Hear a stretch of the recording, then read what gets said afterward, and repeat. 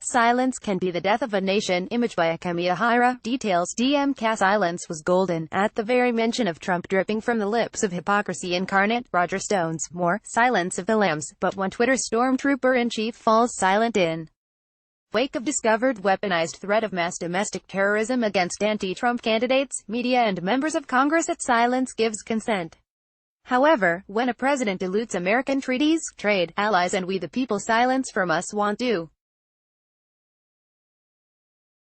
Americans need a contingency plan if America is to rise above Trump, Pence manure, pizza parlor lies and incitement to violence.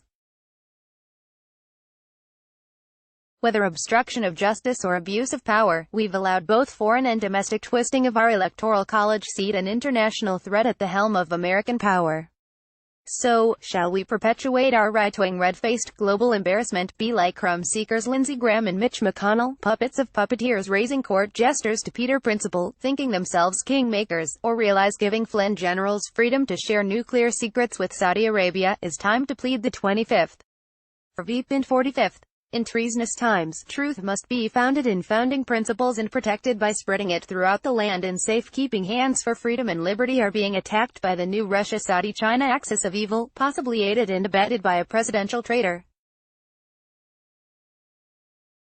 Together Americans have weathered real national emergencies, civil war, Cuban Missile Crisis, 9/11, mass shootings and now, the real possibility that America's greatest threat is an administration rented by corporatism and owned by our greatest foreign enemy. With this potential cause and effect, our nation's future will be determined, at least for the foreseeable future, by those most vulnerable to social media manipulators, foreign and domestic. Regardless of personal politics, America is at a crossroads, where the super-wealthy, fearful of losing international power, is clashing with the titans of liberty, justice for all and give me your huddled masses yearning to breathe free, and the choices we make now will determine what, and if, America is, for decades.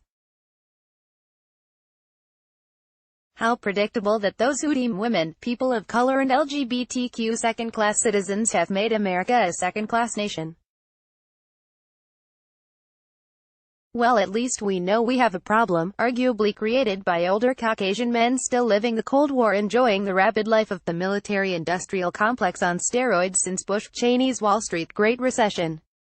That said, the truth about America's national emergencies is denial of our climate change role, increasing Alzheimer's cases and opioid addiction, failure to realize what the whole world recognizes: we the people have been taken war, still, like Ryan Zinke, while excelling and increasing their personal finances. Few in the Trump-Pence administration have revealed enough expertise to fulfill their obligations to us.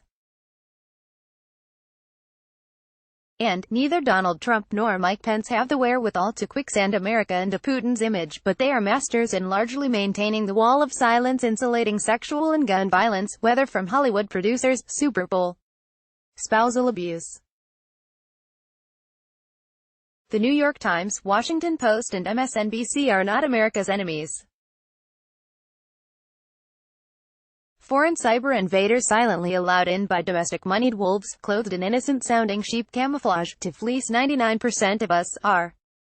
Consider the effect: Bank of America, the Heritage Foundation, the Media Research Center, Government Accountability Institute, American Crossroads, Americans for Prosperity, NRA, Citizens United and Facebook have had on American culture. Possible solution starter: people residing in the 9 most populated states break their silence with fellow Americans living in the other less populated 41 states.